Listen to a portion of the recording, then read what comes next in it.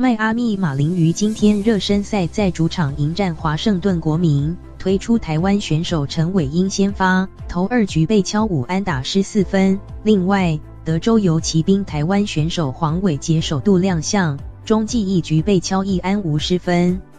陈伟英上一次在客场先发，头 1.1 局被敲出5支安打，送出1次保送，2次3振，失掉5分。被指出主客场表现落差大的问题仍在。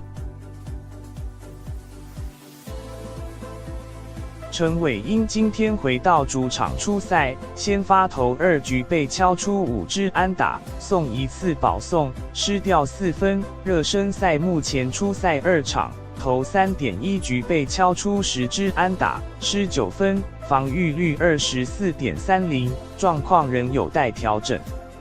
陈伟英1局上用3个飞球出局制造3上3下，不过2局上遇到乱流，被林木清敲出安打后，先用中外野高飞球抓下1个出局数，接着投出触身球保送，再连续被敲出2支安打，还有1支高飞牺牲打，失掉2分。3局上陈伟英续投，先投出1次保送，再被齐默曼 Ryan Zimmerman 敲2垒安打失1分，之后林木清再补上安打失1分，陈伟英即被换下场，国民取得4-1领先。不过第6局马林鱼灌进5分，中场以9-8险胜国民。德州游骑兵旅美选手黄伟杰今天首度于热身赛亮相，担任第5任投手，中继1局被敲出1支安打无失分。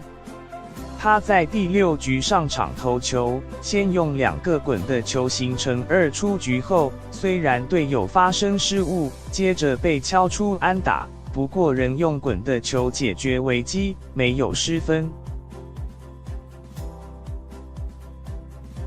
黄伟杰从2015年开始旅美，去年顺利从高阶 1A 升至2A， 季中被亚利桑那响尾蛇交易至德州游骑兵，整季合计出赛38场，拿下7胜3败，防御率 3.33。